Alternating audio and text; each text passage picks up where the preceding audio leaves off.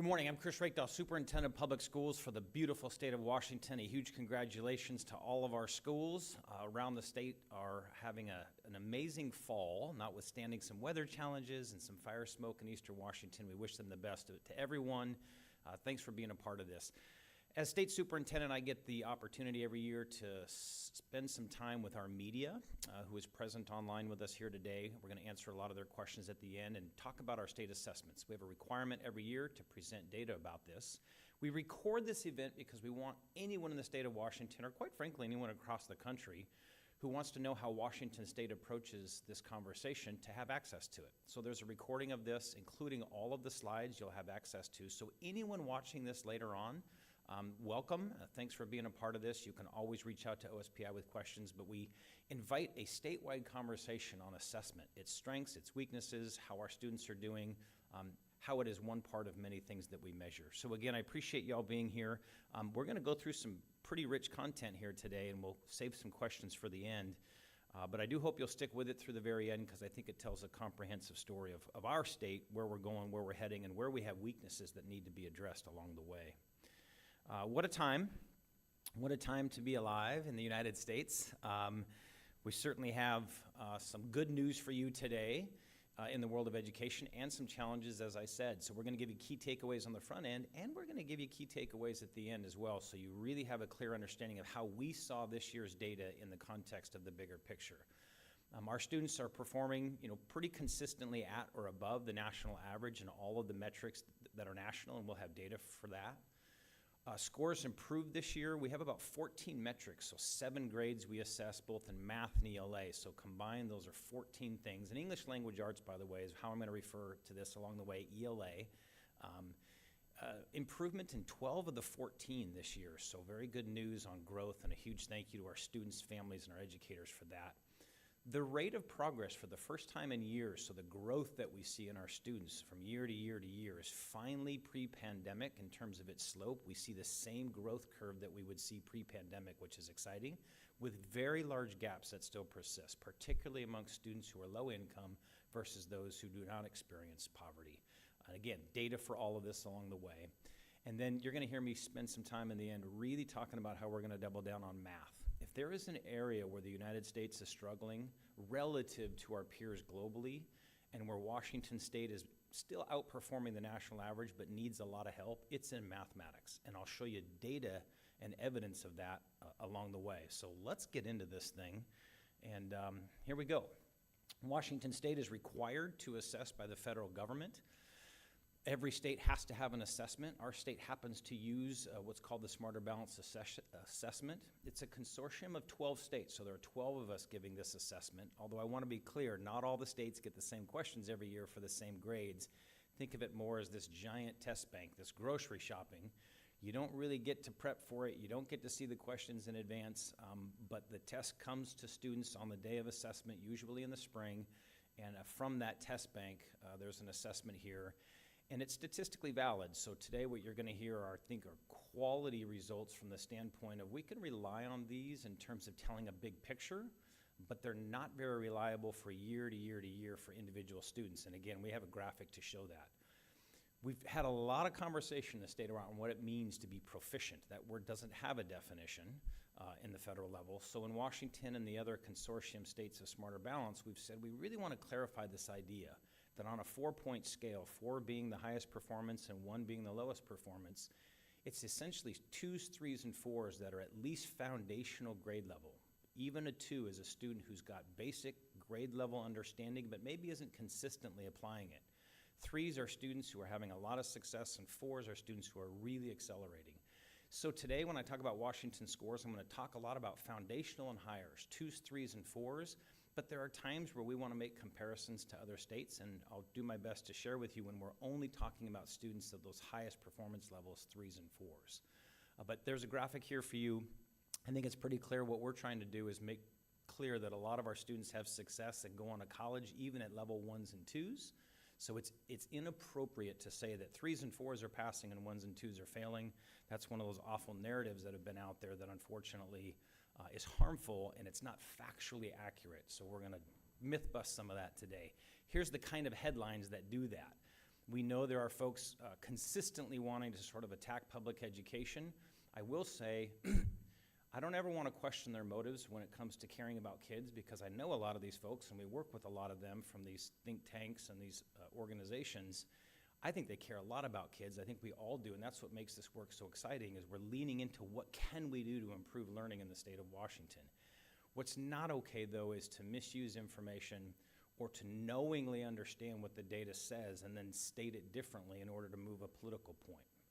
And so we're going to do a little bit of that myth busting today, again, not in a questioning people's ultimate motives, but in really trying to understand what are the facts of this thing, so if we have common ground, we can work on common solutions and common investments, whether they're federal, state, or local level.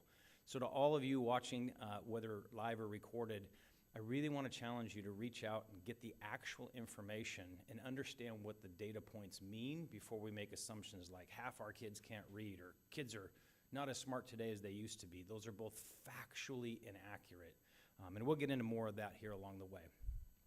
We're going to start with our 12 peer states. So these are the states that are in the Smarter Balance Consortium. Again, that's the test that we use in Washington and 11 other states to satisfy a federal testing mandate. The federal government requires this. It's every student in 3rd through 8th grade and then once in high school. In our state, we choose the 10th grade year as our final assessment. Lots of states use the 11th grade year. There may be some out there using 9th grade, but I don't recall. Washington State has the 2nd highest performance in what we call English language arts. And again, you're going to see me kind of bouncing between those, but you'll see ELA along the way here. I'll go back up.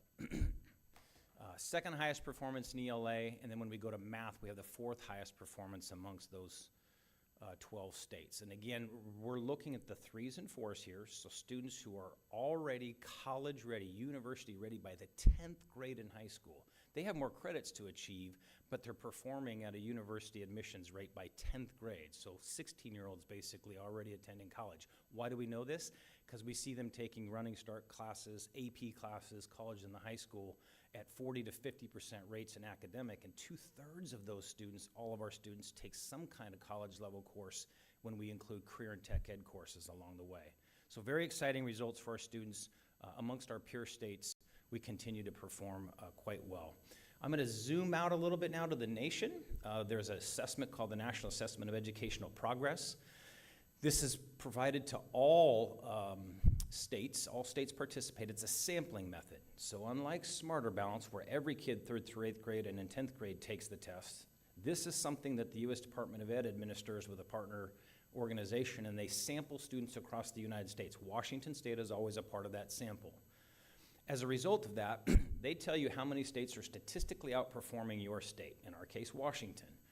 People misuse this to say that there's a ranking system and that you can look at the raw scores of this and say this is where a state ranks. You can't actually do that because it's a sample. These scores bounce around a little bit every 2 years when they give the assessment. So instead what they say is how many states are statistically outperforming your state. And the good news for Washington State is that in 4th grade reading, there are only 5 states that are statistically outperforming Washington. By 8th grade reading, there are only 4 states that are statistically outperforming us. When we look at 4th grade math, we see that there are only 4 states that are statistically outperforming us. And here's where we have our first red flag of the day here in our conversation. By 8th grade math, there are 14 states that are statistically outperforming Washington. And this is not an anomaly. Our teams look back the last several years, and we've slowly been declining relative to the performance of other states. Again, it's pretty high performance given the nation, but when you start seeing 14 states statistically outperforming yours, and it was fewer than that years ago, it's the first red flag, and the first time I'll say to you today, of many times, math has got to be a key focus for Washington State. I'm zooming out even further now. There's an international exam. There's actually 2 of them, but one that Washington State participates in the country is PISA. This is the Program for International Student Assessment. We consistently look at the performance of U.S. kids in both reading, in reading, math, and science. This is given to 15-year-olds across our country and around the world, so similar age cohorts. We compare ourselves to what we call the OECD nations. These are nations that have large-ish economies. They compete with the United States around the world. They're functioning democracies, so there are some countries left out of it who aren't functioning as traditional democracies, but we tend to think of these folks as big economic competitors in our world.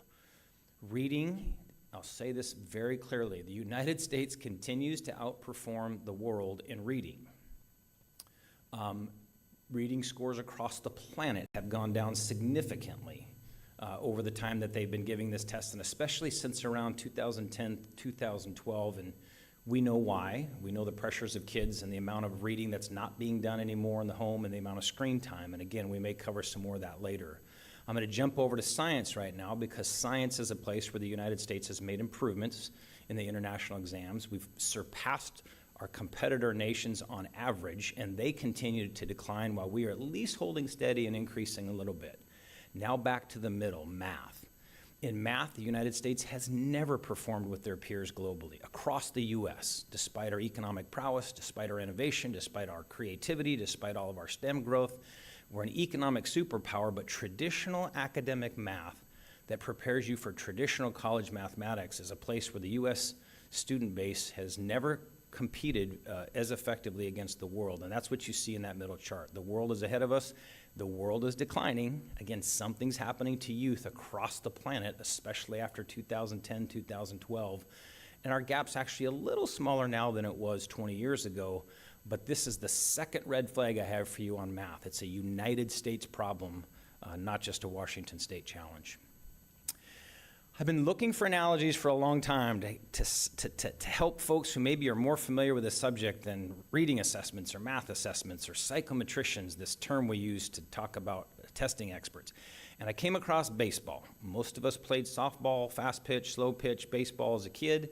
I think we can understand that. So what you have right here, quite frankly, is the batting average of Major League Baseball players going back 100 years. This is their batting average. You will note that it was a lot higher 100 years ago. If you looked at this in the 1970s, you'd see an all-time low, and you'd see that baseball players now, over the last 20 years, are once again approaching their lowest performance as done by batting average that we've seen it ever in the United States of America. These athletes have access to the best nutrition now. They are way more athletic than they were in the 1960s and 70s when they were smoking cigarettes in the dugout. These folks have the best technology, the best equipment, the best training. They've been specializing since they were little kids. There's no question that today's hitter is the best hitter we've ever seen in the world, but their batting average has been on a 20-year decline. People would say, this seems ridiculous. All the money we pay for ticket prices, and some of these stadiums are subsidized by the taxpayers, and sometimes we're paying $10 hot dogs and $10 sodas. Like, how is it that they're performing worse when we've invested so much in them? And the analogy that I'm sharing with you here is that there are forces on the other side of a batter that they don't always control, that in this case for 20 years has been superseding them. Pitchers now don't wear out their arms. They're not pitching in the 7th, 8th, and 9th inning. A specialist comes in the 7th, and then a fresh pitcher comes in the 8th, and a fresh pitcher comes in the 9th. So hitters are having a harder time against the environment they're playing in. Right-handed hitters hit the ball to the left side all the time, so infields have shifted. They've moved more players over there. It is harder to hit a baseball than ever before, despite the investment in these players and despite the absolute superiority of their athleticism compared to where they were 20 years ago, 50, and 100 years ago. I think it's an apt comparison to what we experience in education, where we see students dynamic. They're living in a world of technology and innovation and transformation, and they're good at it. But the forces that are against them, whether it's child nutrition, salts and sugars and fats, and the oppression of social media on their mental health and the risk of violence, students are up against a lot, and we see it in the global data, which is why we showed you PISA scores. There are forces acting against youth across the planet that make their traditional test scores continue to go down using traditional metrics, but they are as innovative and as creative and as adaptable as we've ever seen them.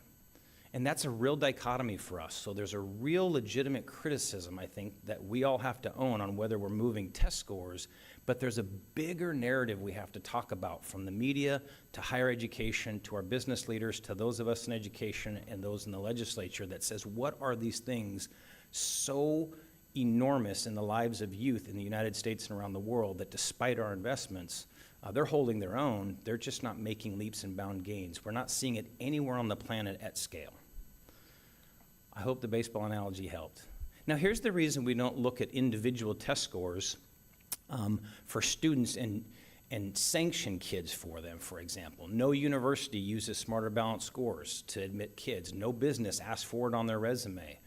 The smartest minds in testing would tell you that our assessment system does a pretty good job telling us trend, and we know the trends are troubling. We've been talking about that for a while. But it should never be used to leap to the performance of an individual child or to say to a student, you're failing or not successful because of some score you got. And sadly, we're telling kids as young as 8 years old, you're already behind based on this standard test. This is called an alluvial right here. What we did is we went to the 23-24 sixth grade year, so last year, not the last school year, but the year prior, and we looked at kids and their test scores on our Smarter Balanced Assessment. We looked at them in sixth grade, and we said, let's look at the students, for example, in the middle of the array. So there are 4s, highest performing, 1s, lowest performing. We looked at the students who were at 2.2, kind of in the middle. We looked at their prior year when they were fifth graders, and we said, well, what did they score on the fifth grade test? And you can see on the left side of that graphic that students came from all over with respect to their performance. There were 4s who dropped down to 2.2. There were kids in the high 3s and the mid 3s. There were students who were getting 1s and a 1.2, and they came from everywhere. At point in time, one day, probably at the end of May, they took a test for 1 hour where they were supposed to remember a year's worth of material, and they got a 2.2. And then we looked at their scores this last school year when they were 7th graders, and they got the assessment. That's what happens to the right side of that alluvial, and you can see they completely redistribute again. Those students as 6th graders who got a 2.2, some of them are now getting a 4. Some of them are getting a 3.2. Some of them are down there in the 1.1s, the 1.2s. The point being that a point-in-time test is not a good measure at all for any one child. So to parents and families and students, these assessments matter because it gives us important trend data for our state, and the more students assess, the better our accuracy. But for any given student, gosh, if you had a bad day on a Thursday in May, if you didn't eat well, if you didn't get breakfast, or maybe you were having a fantastic day, or maybe your teacher had a review that kind of nailed the questions that just happened to land that year, but another educator was doing an amazing job meeting our math learning standards, but the test questions that year came a little bit different for them, you can get these kinds of results. It's important that we all talk about Washington State, national context, international context, and never force kids to believe that they're failures because of one assessment. And if this doesn't show that to you, I'm not sure I can show you anything else. Because we care a lot about our kids in a comprehensive way, we've built a set of measures that we'll continue to distribute that looks holistically at kids and families and opportunities all the way to their pre-education years. We have to invest particularly in moms and prenatal care. We have to have child care access. If you want success later on a standardized test, if you're going to simplify student performance to a test and you want it to improve, which I think most people would say it's a decent metric, then you got to invest early. So we've got everything here from kindergarten readiness. We've got measures here whether kids are getting access to accelerated programs and dual credit access. How are they doing on that key 4th grade reading? So we do look at standardized tests in our comprehensive look. We want to know how students are progressing through 8th grade. Are they accelerating? Are they getting to Algebra 1 by 8th grade? Are they passing all their classes in 9th grade? What kind of dual credit opportunities are they getting? Are they getting access to college level coursework? So we're looking at an array of things, and so today with assessment, we always want you to know that from the state education perspective and the investment that our taxpayers make and our legislature makes, we're looking at the comprehensive suite of things that indicate student success. It's why we have such a booming economy and successful students, despite test scores probably being flat in the U.S., in the state of Washington, and around the world. That test isn't telling you the most important stuff. It's telling you point in time, and we're going to get to some of the big important stuff here. Let's start with attendance. It is everything. Gosh, it is so massive. Must be present to win is one of the old adages, and it sure is true in school. During the pandemic, there was a significant reduction in what we call regular attendance. So these are students who are missing fewer than 2 days a month on average. So during the school year, they're missing fewer than 18 days a year in absence. And in this state, all the absences are considered in the statistics. So even if it's you're out excused because you're sick or because you're attending some other event or you're with your family, it still counts as missing days. So this isn't unexcused absences. This is essentially all of them. Students who are performing at the highest level, level 4, they're in regular attendance nearly 90% of the time, and it just marches down from there, 80 to 83% for level 3. Students performing level 2 are 3/4 of those students are attending regularly and missing fewer than 18 days. And so For anyone who says, what's the first factor we could work on to improve student achievement? I will say it's the same thing that employers tell us all the time. They never ask us about test scores. They do say, can students show up on time and can they get here regularly? And this is a piece of data evidence that I hope will get everyone to double down on the idea that students should be present in school to maximize the benefit that's available to them. Attendance is key. We've spent a lot of time with our peers around the country and in our states, the Smarter Balanced, again, talk about why wasn't the two making sense? If it's a 4-3-2-1 system and twos are essentially at grade level, why are so many people suggesting that those students are so far behind? Here's another look at a way to think about why that's probably not accurate, but there's some truth to the relevance. The left side of the graph is level 4 students. On the right side there, they're attending college. So within a year after graduating from high school, 73% of students who get a level 4 are attending college. That should be the first question you have for me down the road, which is, we just thought everyone who got a 3 and a 4 went to college, and students who are a 1 or a 2 didn't go to college. Absolutely false. Level 4 goes to college at a 73% rate within a year of graduating. Level 3 goes at a 58%. I'm rounding numbers. Even level 2 students in their 10th grade test, so this is the last assessment we give them in 10th grade, they're attending school at a college or university. 44% of them are going on, and even students that we consider below basic in high school are attending college at a rate of 30% if they got a level 1 on the state's English language arts assessment. The chart on the right-hand side, it gives you the ability to look at, so how are they persisting? If they go to college, are they staying there and persisting into the second year? You can see that those level 4 students are persisting at about an 85% rate. The level 3 students, 78%, and it goes down. Even level 2 students are persisting at a 70% rate. And remember, our ultimate university graduation rates across the country and in our state are roughly 60 to 65% after 8 years of college attendance. So while the K-12 system gets 85, 86% to graduate, and you can see that students even in level 2, 44% are going on to college, the persistence rates after year 1 can be a challenge, and that's another conversation for financial access and ability to make it and the persistence of going to college and university. But I think it's important for all of us to understand that the assessment we talk about in Washington is not pass-fail, and it doesn't keep kids out of colleges or universities. Our level 1 students are still attending college at a 30% rate, and they're going on into their second year of college at a 64% rate. Same graphic in math. So the last one was how did they perform in ELA, the 10th grade. This is how they're performing in math. Same exact trend. All students can attend post-secondary. Universities, colleges, apprenticeships, military service, straight to work. Our pathway approach works, and we do it by understanding where kids are and then designing more of the instruction for them in high school around the path of their choice.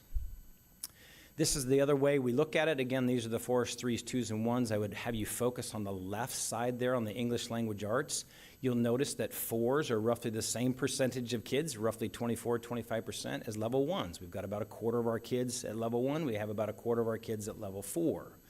That is not true of math. This is your third moment where I'm going to say to you, we have a math challenge. Only about 1 out of every 5 kids is getting a level 4 in mathematics. But nearly a third of our kids are getting a level 1. They're performing at a level 1 in mathematics. Again, that'll open up a lot of doors for you, but it's not going to give most kids access to a traditional liberal arts academic experience at a selective university. So this is one of those moments in time where it's very clear that our students are performing significantly better in English language arts than they are in mathematics. Again, true of the nation, true of the world, and certainly true in the state of Washington. So here are the scores for this last year. Green is good, they're improving. Red means that students declined, and remember, we're not talking about individual students, we're talking about cohorts. So the only group with any statistical drop this last year in testing was 10th graders in English language arts. We are diving into this number to understand it because the same holds true, whether we look at students, in this case foundational, so levels 2s, 3s, and 4s. We also looked at just 3s and 4s. We see the same trend. In fact, when we look at 3s and 4s, the only thing that's red or pink is the 10th graders in ELA. So something's happening there. We know there's a high opt-out rate for 10th graders on tests. Lots of them, relative to their younger peers, say, hey, I've already met my grad requirements because I'm in a college course, or I'm already in something that'll get me where I'm going. And so we see a higher opt-out rate there, something we want to address, but that's the one area we'll do more research on. But it's very exciting that of the 14 metrics we look at here, ELA and math, 7 grades we test in each one, 12 of the 14 key metrics for us are all either at where they were last year or improving, getting stronger, which is very, very good news this year, something we haven't seen in several years. Okay. Second analogy here. We've been trying to figure out a way to talk about student growth. So if scores are slowly starting to improve and we continue to kind of dig out of the pandemic and we see that we're outperforming our peers on average in the nation and we're doing pretty well internationally in ELA, we're doing very well. What did it look like for Washington students in terms of their growth rate? So here's the first thing I threw in here for you. You've got pre-pandemic. That's what we would expect in terms of like growth from 3rd to 4th to 5th to 6th grade. There's no metrics on this because it's a representation for you. There's an enormous amount of mathematics, which is kind of exciting here, to get you something that's got scale, and we're working on that with our data and research teams here. But the graphic, I think, will show you what's happening in our students as an understanding. Here's pre-pandemic. This is the typical kind of growth rate we would expect of students. This is what happened after the pandemic hit.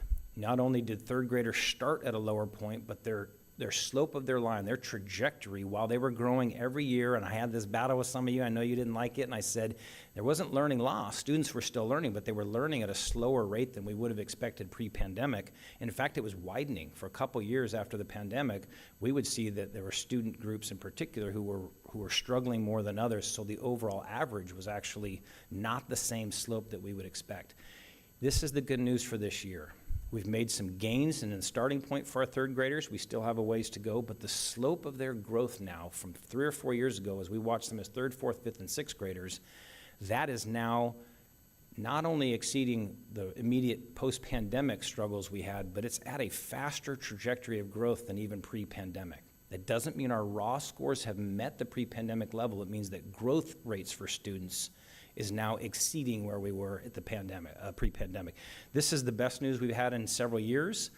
It's exciting to see that the hard work of our educators and our families, our parents and guardians in particular, they're focusing their kids despite attendance challenges and all of the pressures we talk about. There is a focus here on learning, and it's starting to pay off in a way that we can now tangibly see.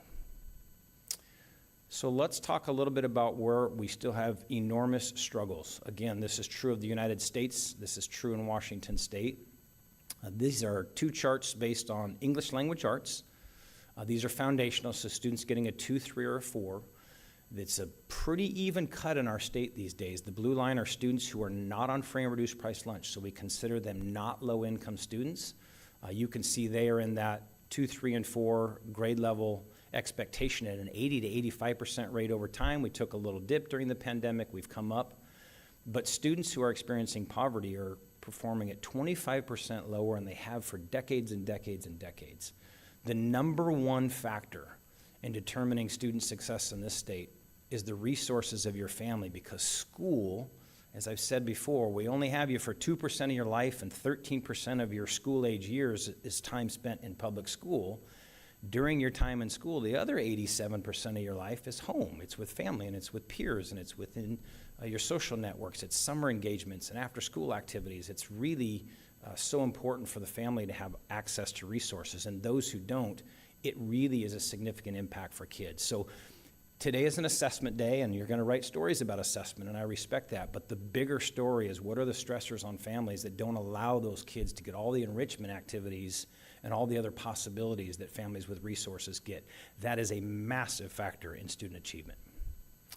Here's another look at it in math. The gaps are even slightly larger. Again, a decline during the pandemic, recovery occurring. But this graph specifically looks at those who are not free and reduced price lunch on the top, and those who are free and reduced price lunch experiencing poverty. We've seen some nice gains since the pandemic in that group. They're up 10 points in terms of those meeting foundational grade level 2, 3, and 4, with very large gaps still. Here we look at it for students of color. We've given the federal categories that we look at. We do look at that in greater depth in some cases, and we can give you additional information. We encourage anyone who wants more on this to please reach out. But you can see that there are still enormous differences. There's a lot of inappropriate use of the term, Asian students are outperforming. There's a subset of them who do in the way we traditionally indicate that, or families do, but our Native Hawaiian and Pacific Islander community, for example, has a very large achievement gap relative to the state average. So there are student populations that need additional investment, which is a good time to remind everybody that this state is not going to walk away from those additional investments, and yet there are folks in the federal government who are threatening our dollars because they say that's DEI. When you're focusing on diversity or equity, giving more people more resources who need to close gaps, when you're thinking about inclusion, so how do we get their families more engaged? How do we invest in families who need more support? Those are core DEI principles, which are vilified by some, not in Washington State. Those kinds of investments have moved the needle, which is great, but the gaps are still very large because we've also moved achievement over the last 20 or 30 years amongst students who have traditional resources. So the second part of our narrative today, for sure, is that while we had 12 of our 14 metrics improve this last year, we still have large gaps. Those won't close fast, but it is going to take targeted investments. So threats of cuts from the federal government, from our own legislature, these are things that will imperil this and make it worse if we don't focus on the needs of our state, which is unique on the Pacific Rim. It's unique in its volume of migrant youth. It's unique in its diversity. It's beautiful for all of those things. And we have to approach our work differently than a lot of states in the Midwest, for example. Same look for math, same student groups, big performance differences when we look at a standardized test. I'm going back to math now. I want to spend a little time closing out here a bit on mathematics. This is the same graph I showed you earlier when there was reading on the left side, science on the right, math in the middle. This is the international exam, the PISA exam. This is the only place where American students underperform our competitors around the world. It's in math. Again, that gap's a little smaller on the right side than the left side, but it's nothing to shout about. The entire world is seeing a decline in traditional mathematics assessments. The United States is a little more volatile, as you can see, but still down, and it's your first bit of evidence that we need help here. This is the look at just our country. So this is Washington State on top of the national average. The national average is in yellow for that NAEP assessment, the National Assessment of Educational Progress. This is our look at how we're doing relative to the rest of the country in 8th grade math. We still outperform, but like the rest of the country and the world, beginning somewhere around 2012, it kind of peaked out and it's been declining due to those big pressures we talked about that are massive compared to what the K-12 system can deliver in a traditional 180-day school year. I think the other important thing about this is there's pockets of hope here. We didn't show you the graphic, but Washington State is #1 or #2 in the nation right now in the smallest math performance gap between black youth and white youth, for example, by 8th grade. As our students stay in our system longer, we tend to get a little bit stronger in terms of closing those gaps. But as I said earlier, there are now 14 states that are statistically outperforming us. It's not good enough. Internationally, U.S. students are down. We're still ahead of the average in the United States, but we've got states that are catching us in math specifically. So back to our key takeaways here. I'm actually going to spend a little energy on why we're looking at math, and then we'll summarize those again. Here's why it matters. Compared to the rest of the nation, Washington has the second highest jobs in the tech industry. We've known this for a long time, and that's not going to change with the AI. In fact, it's going to get more dramatic. The states are going to separate themselves based on whether we give kids access to the kind of learning and the foundational learning, particularly in math, that sits behind all of that software, all of that AI technology, and all that innovation. We have the second highest share of STEM professionals. We have the third highest number of invention patents per capita, so we're an innovative state still with a lot of startups and opportunity. We have the sixth highest median household income. We joke all the time around here that if Washington State broke away, and especially if we joined California, we'd be one of the largest economies in the world, even though we are just one little state, which is very, very exciting. All that comes from a group called Wallet Hub, who does a bunch of that work, and then our own data in our state, as well as the Bureau of Labor Statistics. We're fourth in the most productive state in the U.S., so what do our workers produce, whether they're on a Boeing floor or whether they're in software or whether they're in agriculture or retail? It looks at our productivity by our workers, which is 4th in the United States. And for a 17-year period from 2007 to essentially this last year, Washington experienced the highest rate of labor productivity per year, 3% per year. So while the rest of the country flattened out a little bit a couple times during that economic cycle, we continue to outperform, which is why we have so much aggregate wealth and opportunity in our state. But if our students are going to compete fairly in the future, we can't just be good in literacy. We can't just continue to outshine the world there and in science. We also have to make gains in mathematics. We want our students to be competitive. It means a focus on math. We cannot live in a country or a state where a bunch of adults and a bunch of kids walk around and just say, you know what, I'm just not a math person. Can you imagine any child walking around saying, you know what, I'm just not going to read. I don't know how to read, don't need to read. That would be ridiculous.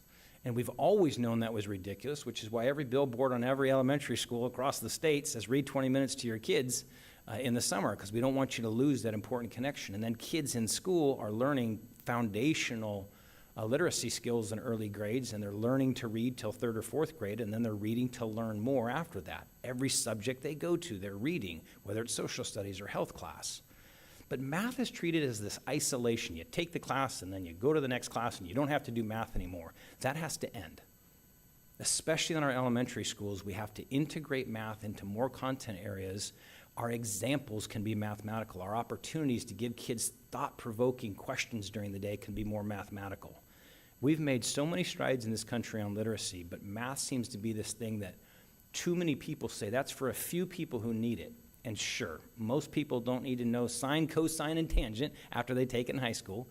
Very few of us in our jobs are factoring quadratic equations, but every one of us has critical thinking and quantitative reasoning. It is a world of data, and a world of misinformation and disinformation, for example, requires quantitative thinkers who can look at graphics and say, something about that isn't right, or I know that can't be accurate.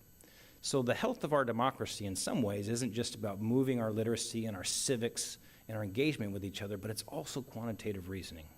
So I hope folks will lean in with us. We're teaching kids exciting ways to learn from elementary school. They're doing basic statistics. They're doing basic number grabs so they can understand ratios with their peers. By high school, we got kids measuring all kinds of stuff that's real world, whether it's kids who are interested in athletics. They're measuring free throw percentages, and kids interested in going into the trades, they're getting their geometry by building tiny houses and the slope of roofs and making sure that the sewer systems are following that 1 inch per foot that's required. There is so much math in everyday learning, but we have to lean into it and apply it. And that's the kind of thing we're pushing into, because we want all kids to value that. Even if they say, I'm not going to go into traditional liberal arts education afterwards, they do have to be quantitative thinkers. And of course, by adulthood, we need kids to be able to pick up whatever publication it is, and especially social media, where disinformation run rampant. They have to be able to look at data and say, this makes sense or doesn't make sense to me. We cannot be a nation that says, I believe it because I saw it. It has to be more than that. This year, we're going to seek a $10 million request from the legislature as a down payment on this. I know the legislature has difficult financial times, but this is basic education. This is the future of our kids. This is the future of our economy. And our inability in the past to focus on core academic content, particularly math and science, that has to end and end rapidly. If you're not learning yourself how quickly AI is transforming the labor market, then I'm not sure there's much more we can do except move on to lawmakers who understand the consequences of not making these investments and ask them again to double into it. That $10 million will fund professional development, especially focused on kindergarten through 8th grade teachers. Those late elementary years is when the United States starts to lose its grip in competitiveness with the rest of the world, so we want to double down into those areas and those ages.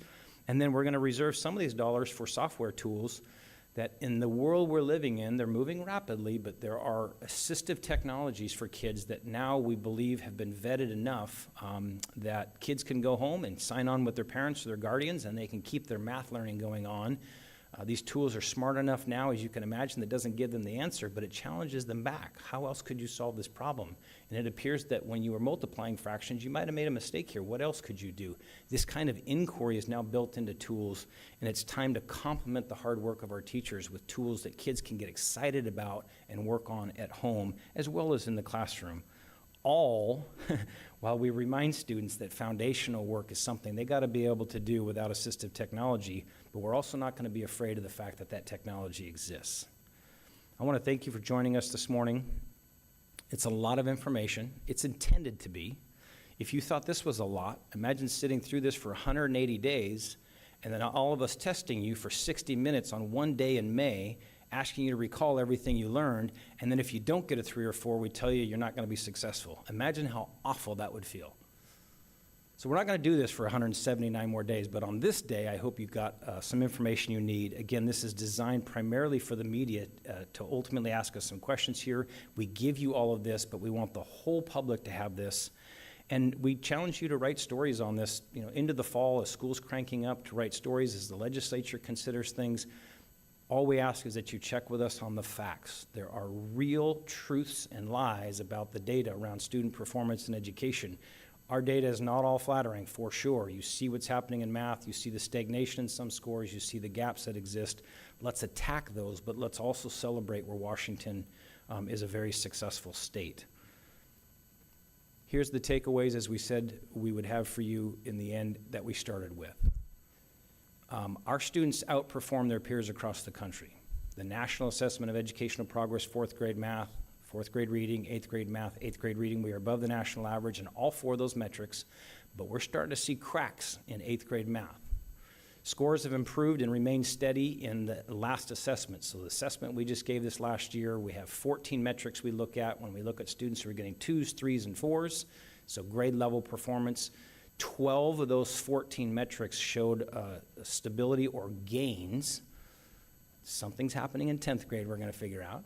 And then when it comes to the 3s and 4s, which I didn't show you earlier, actually 13 of those 14 metrics showed gains. All of them, 13 of the 14 showed gains, which was fantastic. The year-over-year progress for students has now returned. The growth rate of students has now returned to pre-pandemic levels, even though raw scores aren't quite there yet. And there are persistent gaps that remain between student groups. The last thing, and I probably said it 10 times, so I pray that this is a part of a headline you write, is we've got to focus on math for opportunities for our kids, not to the exclusion of learning English language arts and social studies and civics and science. School should be comprehensive, but you can put math in virtually everything, and we've got to spend more time in the early grades on foundational stuff, accelerate more of our kids to that Algebra 1 level, not as an academic exercise, but because if you can solve for the unknown, the world of computer sciences opens to you, the world of data inquiry opens to you, a ton of opportunity opens up to you. So to all of you, may you never say you're not a math person. You are a math person. We all are. Let's teach our children and grandchildren that they are math people as well as readers and writers and speakers and listeners. Let's get them curious about quantitative reasoning. Let's get them excited about solving problems. And sometimes it's okay to tell kids that there is a right answer. 2 + 2 is always going to be 4. And the confidence of a little kid getting the right answer sometimes is all they need to accelerate. And that's the other exciting part about it. So we've got 15 minutes now for questions. I think Katie Payne's going to monitor that. As a reminder to the media, we always say to you, not just limited to this content we covered today. You may have questions in other areas. If it's too voluminous in the other areas, we may talk to you individually. But Katie, what do you got for us here? Thanks, Chris. First question is Claire Withicombe with the Seattle Times Education Lab. Hi, Superintendent. Thanks for doing this. I wanted to ask you about the gender gap in math. Last week, there was a report from the Associated Press. They published an analysis finding that the gap between boys and girls in math has worsened since the pandemic, including in Washington, which saw one of the largest average drop-offs in girls' scores. Is there anything in particular OSPI will do or want schools to do to get girls back up to speed? Yeah, thanks, Claire. We saw that article too, so we're diving into our own Smarter Balanced assessment data to see what it tells us. I think that used NAEP data, the National Assessment data. We're looking at Smarter Balanced. We didn't see nearly the same gaps, but again, we've got lots of grades that we need to pour through. Is this an early elementary thing? Is this a high school thing? So appreciate that. We see it. It just didn't seem as pronounced in our state, but we're diving in. Again, part of what we're going to do is approach math as the skill that we need for life and something that builds confidence. And as we know from a lot of literature, there's just too much narrative, particularly for girls and when they're younger, that math is a boy thing and spelling is a girl thing. And those gender roles, which are controversial to people, they have to be addressed. It's part of the reason we spend time with early elementary kids saying girls can play football, right? And girls are great at math. And so it's part of blending social emotional learning and confidence building with mathematical skills. But we need to spend more time on math in elementary. And I think as we do that, you're going to see those who are struggle the most make the most gains. And that may include a reacceleration of math for girls in the state of Washington. Next question is Charlotte Alden with Cascadia Daily News. Hi, thanks so much. I wanted to know, with the persistent gaps between low-income and non-low-income students that you showed, what has been shown to help narrow that gap, and what can OSPI do to support districts in trying to address that issue within their own population? Yeah, it's a fantastic question. It's one that researchers struggle with all over the country because it hasn't really budged around the nation ever. We see little pockets of excellence in early grades, and then all of a sudden it dissipates by 8th grade, right? So what are some of the things we can do? We've got dollars right now that focus on high poverty communities called Learning Assistance Program dollars. In fact, it's a state program that mirrors the federal Title I program that some members of Congress are trying to cut. But those dollars focus on high poverty communities. And I would say while they're not closing the gaps, imagine what would happen if those dollars weren't there, if we weren't giving specialized reading instruction to kids who are struggling and putting more money into high poverty communities. It's why we support universal meals. We're trying to think holistically around what kids need, but I'll be honest with you, we can't ever believe this is education's problem to solve alone, although we have a key role. Our lawmakers have to think differently, and you've heard me say this before, but it's not cliche and it's not trite. If your tax code is pulling 17% of disposable income out of low-income families and only 2 or 3% of the income away from the wealthiest families, you can imagine why families don't have time for the chess club and the science labs and the summer engagement outdoor program and the after-school reading supplements and getting the private tutor. So we have to solve poverty in the U.S. and in the state of Washington in all the ways that's possible, including childcare for young families. When you solve that, families have the resources to do the enrichment that seems to be the difference maker here. In the meantime, your specific question was us. It's investment in high poverty communities, and increasingly as we study our funding model, it's driving more dollars very specifically to low-income youth who are struggling based on all the evidence that we have from attendance all the way to assessment scores. It'll be a different way to fund systems, but it's one that we're tasked with looking into, and we'll give an update to the legislature on some of that work this winter, with the bulk of it culminating a year and a half from now.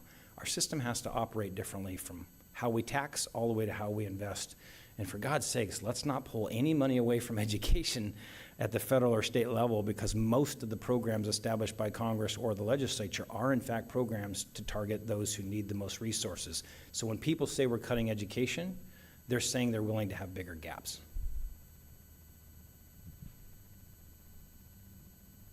Charlotte has an additional question.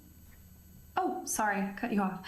I'm wondering if you could specify any software tools that you have vetted. You mentioned that and trying to get some money from the legislature for those, and I'm just curious which ones you're looking at.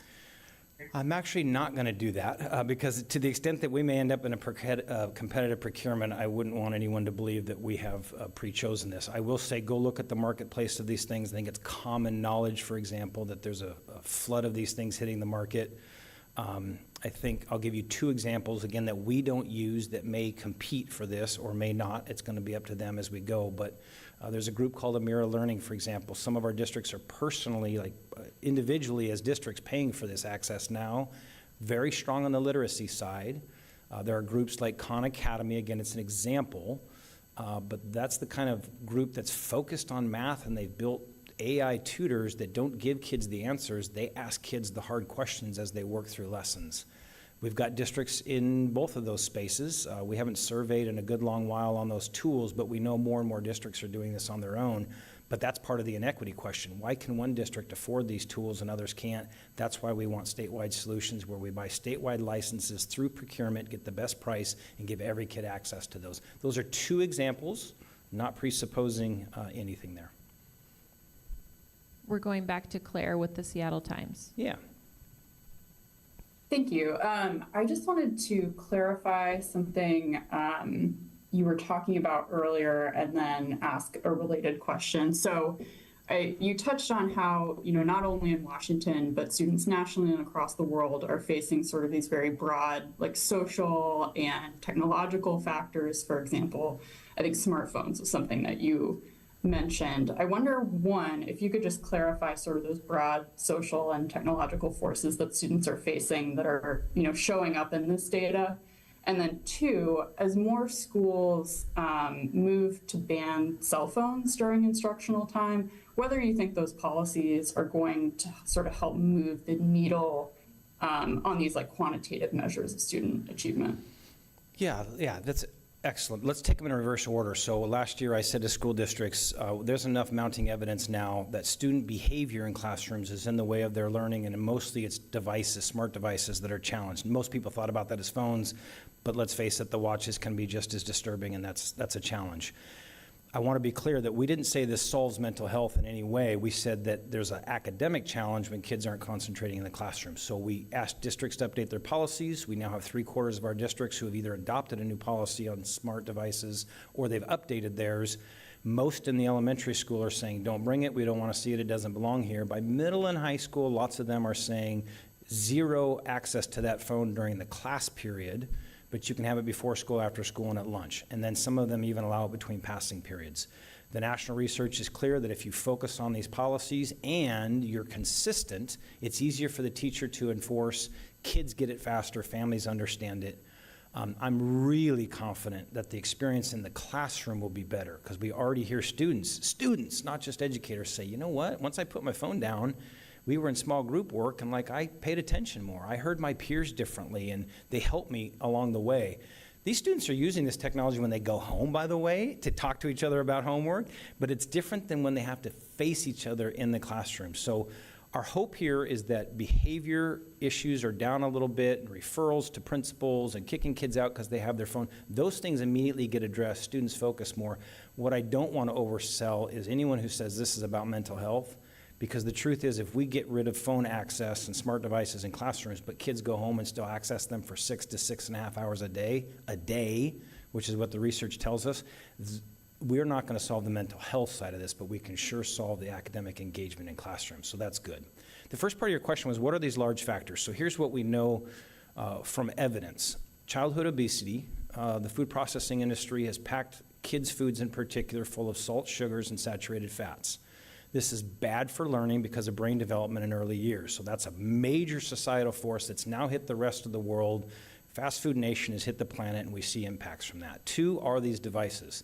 Kids are spending less time reading at home in long text form. They don't have physical books anymore. Even when they're reading, lots of them are on Kindles and they're on smart devices and they're reading backlit screens. There's some real cool stuff about that. You can quickly go back and find something. You can highlight and mark. Like anyone who's used these devices sees the strengths. And they see the downside of more screen time because now these things are coming a lot with free apps that say, oh, you get this for free, but we're going to run streaming commercials next to you. There's always going to be stimulus coming at you. So that's a big problem for us as well. We know the mental health risks of it as well. Those are two monstrous factors right now. Less time reading because of social media access and less nutrition for kids. And then the last one, I'll get real specific and I'll invite the industry to come at me. But the gaming industry is melting down kids' sleep. They are up till 1, 2, 3 in the morning. Now that they're on connected devices with headsets, they're spending time with unprecedented volumes of access to digital murder. I'll just say that because the research is so clear. The number of violent acts that our kids see by 6th grade is unparalleled. And they're doing it long into the night on gaming devices, and then they're not getting sleep, and then our teachers experience that all day the next day. So those are those large forces that are going to require a partnership between industry and policymakers and families to say, if we want our kids to perform well academically, the schools have to step up, and families and communities have to say, less device time, more reading time, better nutrition, and better sleep. I don't know how we get to all those things, but I can promise you that the entire planet is struggling with those, and we should try to be a leader on it. Next, we have Emily Fitzgerald with the Washington State Standard. Hi, thank you so much. I wanted to ask if you can elaborate on your what you'll be requesting of the legislature this session, and did any of these testing results affect what your asks would be this year? Yeah, again, reverse order. No, we had this request in play here, looking at prior data before we saw this year's assessment score results. So they certainly are better news this year. The slope's back to the growth we want, and most of our metrics got better, but they didn't trigger this. We've been building on this for a while based largely on international data, NAEP data. And again, I'm particularly focused on a comparison with our peer states, where we're only fourth, not second, not number one, and we're certainly got 14 states ahead of us around the country here. So that's key to that. Again, we're kind of working out the details, but as you all know, we put forward budget requests to the governor here shortly and then the legislature, but we kind of evolved them along the way as we work with policymakers to see their interests. So what we have said to them is the biggest priority has to be professional learning for teachers. If you want more elementary teachers to lean into a content area that has a lot of taboo around it, mathematics, these are not math majors. These elementary ed teachers got some mathematics when they were in college, but they're not math majors and they don't need to be, but they do need targeted instruction on how to move kids, particularly those who are behind in math. It's also about teaching whole schools innovative models. Some schools have found their best math teacher and they move that teacher around. Instead of the student being in the classroom with the same teacher who teaches them science and English and language and PE and art and all the rest, they move a math expert around. Some students are walking to math and they're targeting their performance level differently, the way we've been walking to read for a long time. So the bulk of the money is professional learning and getting folks to dive into this math question with regular ability to improve their skills. And then again, the smaller part of it will be an initial request to try to purchase some statewide software tools with statewide licenses with universal access for kids. Probably focused on elementary in the beginning. All of our questions for today. Then I'll close it out with a big thank you. Again, this is a lot to sit through. This is kind of our Super Bowl, if you will, of assessment, but I do hope the takeaways are clear to you. There's a story here around persistent struggle, which I know you will write and you should. And there's a story here about relative success in Washington compared to other states and around the globe, the exception being math. And I hope you'll spend some time with us over the next year focusing on that. To all of the parents and a few students and a lot of educators who watch this, maybe not live, but afterwards, this whole video is available to you. The slides that we share are available to you, and we have a lot more that go on our website. So we're excited about the conversation. We appreciate your time, and I'll close where I started, which is a huge thank you. Parents and guardians, to students. Half of all learning based on the research is what you bring, your passion, your commitment, your attendance, your engagement. And then the schools do the other part with the teacher and paraeducators being paramount, but everyone in a school has a role, the bus driver, the custodian, everyone is part of that culture. Principals matter so much, and thanks to everyone in a leadership role in our schools. Take it seriously. This is the greatest gift we create is public ed. We dedicate 42% of our state budget. It should be 50% or more, but we dedicate 42% right now. And every kid has access to this powerful public education that is democratized, where the sons and daughters of millionaires sit next to the sons and daughters of those who are struggling immensely to pay the bills, and they're both learning at the same time. And we got to get better at that, but that's the promise of this thing. So to all of you out there, friend and foe alike, let's have something we are excited about together in a world that can be so contentious. And it's student learning, and specifically for a few years, let's get back into the mathematics and improve scores for kids. Thanks for being a part of it. Follow up if you have any questions. I'm Chris Rakedale, State Superintendent. Thanks for being a part of it.